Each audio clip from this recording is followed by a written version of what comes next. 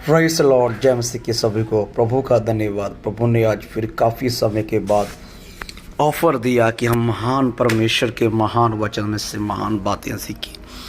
आज हम सीखेंगे प्रभु के महान वचन में से मत्ती की रचित सुसमाचार। जब हम उसका 5 अध्याय उसका 26 वचन पढ़ते हैं, वहाँ लिखा हुआ है, मैं तुमसे सच कहता हूँ कि जब तक तू कौड़ी कौड़ी बार ना दे तब तक वहाँ से छूटने ना पाएगा। एक बार फिर पढ़ूँ, मैं तुमसे सच कहता हूँ कि जब तक तू कौड़ी कौड़ी बार ना दे तब तक वहाँ से छूटने ना पाएगा। कौन कहता है? मसीह प्रभु कहता है कि जब तुम पकड़ा जाएगा तो वहाँ से छूटने के लिए कौड़ी कौड़ी भरनी पड़ेगी, दमबड़ा भरना पड़ेगा। एक एक रुपये का एक एक बात का हिसाब होगा कब? जब तू पकड़ा जाएगा। 26 वचन है, हम उसका 25 वचन थोड़ा पढ़ें। जब तक तू अपने मुद्दाई के साथ मार्ग ही में है, उससे झटपट मेल मिलाप कर ले। कहीं ऐसा ना हो कि मुद्दाई तुझे हाकिम को सौंपे और हाकिम तुझे सिपाही को सौंप दे और तू बंदी गृह में डाल दिया जाएगा। मैं तुमसे सच कहता हूँ कि जब तक तू कौड़ी कौड़ी बार ना दे तब तक वहाँ से छूटने ना पाएगा। Praise God. प्रभु की महान वचन पढ़े गए पर खुदाबंद यीशु मसीह आशीष करे। खुदा का वचन है कि झटपट, हाँ, जहाँ पर एक माफ़ी का है कि क्षमा का है, क्षमा मांग, क्षमा कर दे, ये चीज़ पे बात कर रहा है। लेकिन हमें प्रभु सिखाता है, इस बात पर मैं आपसे बात करना चाहता हूँ। कहता है कि जब तू पकड़ा जाएगा, पकड़े जाने से पहले क्षमा मांग ले। जब तू पकड़ा जाएगा तो पकड़े जाने पर फिर तुझे हर एक बात का, हर एक काम का, हर एक चीज़ का हिसाब देना पड़ेगा, ना कि सिर्फ उसी गलती का जिस गलती में तू पकड़ा गया है। मान लीजिए उदाहरण तौर पर एक इंसान व्यभिचार करता पकड़ा जाता है, तो फिर आगे पीछे के सब वहाँ पर हाथ से यही होते कि किसी ने किया होगा। चोरी करते पकड़ा जाए, चोरी के भी सभी इल्ज़ाम उसी पर आएंगे कि हाँ फलानी जगह पर चोरी हुई थी, वहाँ भी इसी ने की होगी।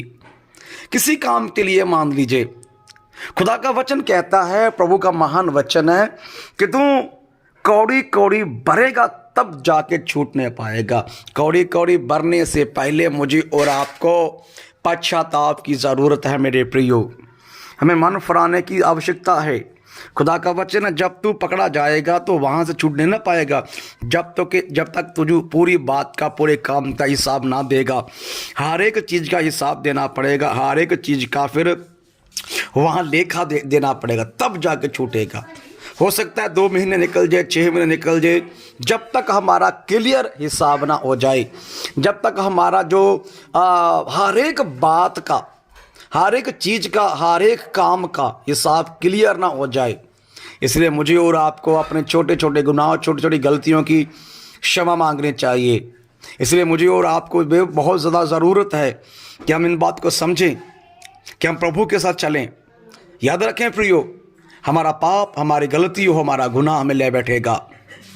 इसलिए जब हम अपनी गलती पर पर्दा डालते हैं, अपनी गलती को भूल जाते हैं, छोटी छोटी गलतियों को, बड़ी बड़ी गलतियों को कहते हैं कोई बात नहीं, मनुष्य होने के कारण है। याद रखिए, जिस दिन पकड़े गए तो डबल भरना पड़ेगा, जिस दिन पकड़ाए गए उस दिन डबल हो जाएगा। मतलब मान लीजिए हम विश्वास में चोरी करते हैं, 1 हफ्ता, 2 हफ्ते, 3 हफ्ते, 3 महीने, 4 महीने, 6 महीने, याद रखें जिस दिन पकड़े गए तो डबल करके, ट्रिपल करके हॉस्पिटल में जमा करवाने पड़ेंगे पैसे। फिर विश्वास में लगा लीजिए, बीमारी में लगा लीजिए, किसी चीज़ में लगा लीजिए, जिस दिन पकड़े गए तो बहुत ज़्यादा वापस करना पड़ेगा, फिर हिसाब लेगा मालिक। फिर जब हॉस्पिटल में पकड़े गए, विश्वास चोरी कर रहे थे, प्रभु को नहीं दे रहे थे, पकड़े गए, तो फिर वहाँ पर जितनी चीट की हुई है प्रभु के साथ, दान में, विश्वास में, बेटों में, मीटिंग करवाने में, फिर बड़े दिन के अथवा हर एक चीज़ की जो चर्च में सिर्फ लगा जाती, प्रभु के काम में हम हाथ बढ़ाते हैं, वो सब का हिसाब देना पड़ेगा। फिर तब हमें पश्चाताप होगा, तब हमें दुख लगेगा, तब हमें तकलीफ होगी। कितना सारा कैसे प्रॉब्लम पर प्रॉब्लम चढ़ती जाएगी, प्रॉब्लम बढ़ती जाएगी, प्रॉब्लम उखड़ती जाएगी, क्योंकि सबका हिसाब होगा। याद रखिए प्रिय, मैं शीघ्रता से आगे बढ़ता हूँ। एक और वचन हम पढ़ेंगे निर्गमन किताब, पंजाबी में कूच की किताब, निर्गमन किताब 32 उसका 34 वचन 34। लेकिन अब तू जाकर उन लोगों को इस स्थान में ले चल जिसकी चर्चा मैंने तुझे से की थी। देख, मेरा दूत तेरे आगे आगे चलेगा। जो मेरा मेन पॉइंट है वो है, परंतु जिस दिन मैं दंड देने लगूंगा उस दिन उनको इस पाप का भी दंड दूंगा। एक बार फिर पढ़ो, इसी बात करो। परंतु जिस दिन मैं दंड देने लगूंगा उस दिन उनको इस पाप का भी दंड दूंगा। मतलब क्षमा कर दिया है, लेकिन जब खुदावन कहता है कि मैं दंड देने लगूंगा ना, तब फिर इस बात का भी डाल दूंगा बीच में। क्योंकि घड़ा जब घड़ा भर जाएगा, फटने लगेगा, तो मैं इस बात का भी जो गलती की है, जो कुड़कड़ाया बुड़बड़ाया इसराइल ने जो भी गलती की है, मूसा ने माफ़ी मांग ली उनके लिए। मूसा के कहने के अनुसार खुदा ने माफ़ तो कर दिया है, लेकिन कहता है कि जिस दिन मैं सजा देने लगूंगा ना, मेरे को ऑफ कंट्रोल हो जाऊंगा, कंट्रोल से बाहर हो जाऊंगा। उस समय जब बड़ी गलती करेंगे, छोटी गलती, जो भी गलती करेंगे, जिस तरह माफ़ी के मेरा बिल्कुल माफ़ी करने के लिए मैं हट जाऊंगा, तब इस बात की भी, मतलब जो भी हम गलती करते हैं, जो किया हुआ वो सब का प्रभु फिर उसी में डाल देगा जिस दिन पकड़े गए। आखिरी वचन हम पढ़ेंगे, उसी किताब में आ जाएंगे, मत्ती का सुसमाचार 4 अध्याय में हम आ जाएंगे।